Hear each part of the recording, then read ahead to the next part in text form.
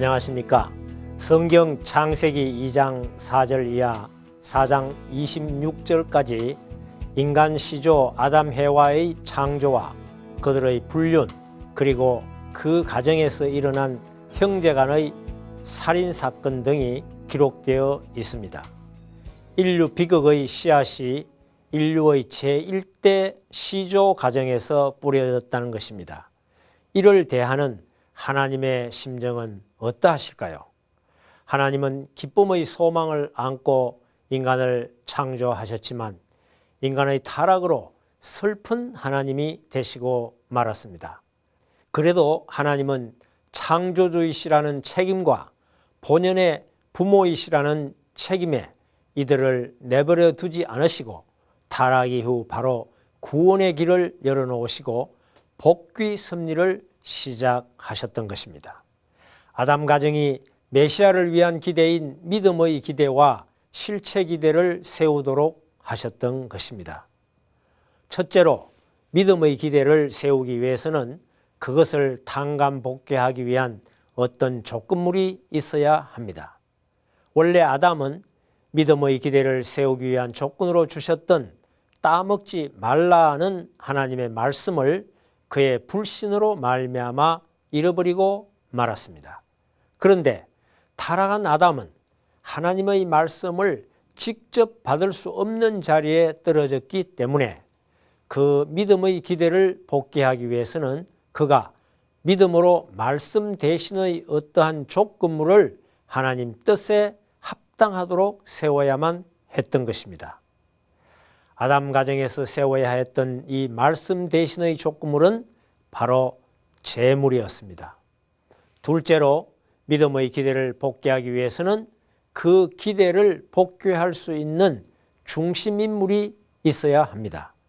아담 가정에 있어서 믿음의 기대를 복귀해야 했던 중심인물은 물론 아담 그 자신이었습니다.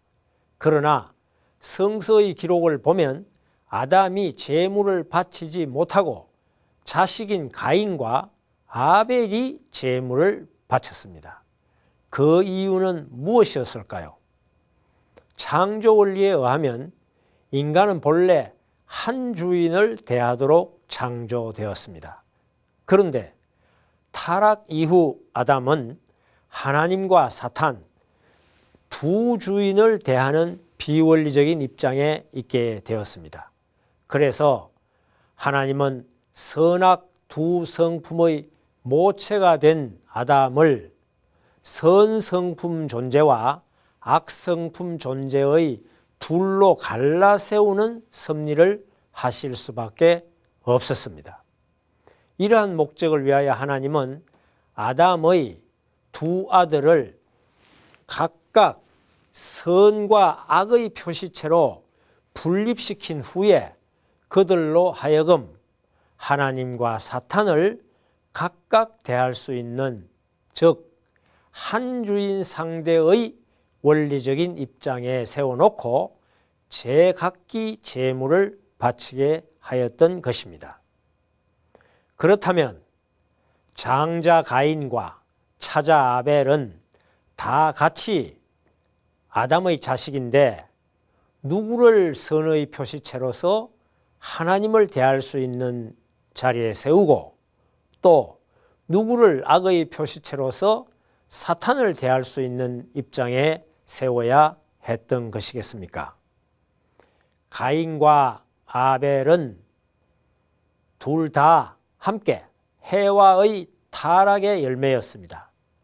따라서 타락의 모체인 해와의 타락 경로에 의하여 그것이 결정되어야 했던 것입니다. 즉 장자 가인은 사랑의 첫 열매이므로 영적 타락이었던 천사장과의 사랑으로 인한 타락 행위를 표징하는 악의 표시체로서 사탄을 대할 수 있는 입장에 세워졌고, 차자 아벨은 사랑의 둘째 열매이므로 육적 타락이었던 아담과의 사랑으로 인한 타락 행위를 표징하는 선의 표시체로서 하나님을 대할 수 있는 입장에 세워졌던 것입니다. 이러한 예들이 성서에 있습니다. 사탄은 맏것에 대한 미련을 많이 가지고 있었습니다. 그래서 하나님은 맏것을 쳐서 사탄을 분립하려는 섭리를 행하셨던 것입니다. 창세기 25장 23절을 보면 하나님은 아직 태어나지도 않고 어머니 리브가의 복중에 있는 쌍둥이 중에서 장자 에서를 미워하고 차자 야곱을 사랑하셨다는 기록이 있습니다. 그리고 야곱이 그의 손자 에브라임과 므낫세를 동시에 축복할 때에 차자 에브라임을 우선적으로 축복하기 위하여 손을 엇바꾸어서 오른손을 에브라임의 머리 위에 올려 축복하였던 것도 에브라임이 차자 아벨의 입장에 있었기 때문이었습니다. 또한 하나님께서 이스라엘 민족의 출애굽 때 이집트의 민족뿐만 아니라 그들의 모든 가축들까지도 맏것을 쳤던 것은 그것들이 모두 가인의 입장으로서 사탄의 대상이었기 때문입니다. 이러한 원리에 의해서 하나님과 사탄을 각각 한 주인으로서 대할 수 있는 위치에 아벨과 가인을 세워놓고 제물을 바치게 하셨던 것입니다. 가인은 땅의 소산으로 제물을 삼아 하나님께 드렸고 아벨은 양의 첫 새끼를 제물 삼아 드렸습니다. 그런데 하나님은 아벨의 제물은 받으시고 가인의 제물은 받지 않으셨습니다. 아벨은 하나님이 취하실 수 있는 상대적인 입장에서 믿음으로 하나님의 뜻에 합당하도록 제물을 바쳤기 때문이었습니다. 그리고 하나님이 가인의 제물을 받지 않으셨던 것은 가인이 미워서가 아니라 가인은 사탄이 취할 수 있는 상대적인 입장에 세워졌기 때문이었습니다. 그렇다면 가인은 어떻게 제물을 드려야 했겠습니까? 사탄의 상대적인 입장에 있는 사람이 하나님 편으로 돌아가려면 반드시 그 자신이 어떠한 탕감 조건을 세우지 않으면 안 됩니다. 그것이 바로 실체 기대를 세우는 타락성을 벗기 위한 탕감 조건입니다. 첫째, 하나님과 같은 입장에서 사랑하지 못한 것. 둘째, 자기 위치를 떠난 것. 셋째, 주관성을 전도한 것. 넷째, 악을 번식하는 것 등의 타락성을 벗기 위해서는 천사장의 입장에 세워진 형, 곧 가인이 아담의 입장에 세워진 동생, 곧 아벨을 하나님 입장에서 사랑하고 아벨을 중보로 세워서 하나님께 나아가려고 하고 동생이지만 아벨에게 굴복하여 아벨을 통하여 하늘의 뜻을 받고 전하려고 노력해야 했던 것입니다. 이것을 우리는 가인이 아벨을 애중굴통한다고 표현할 수 있습니다.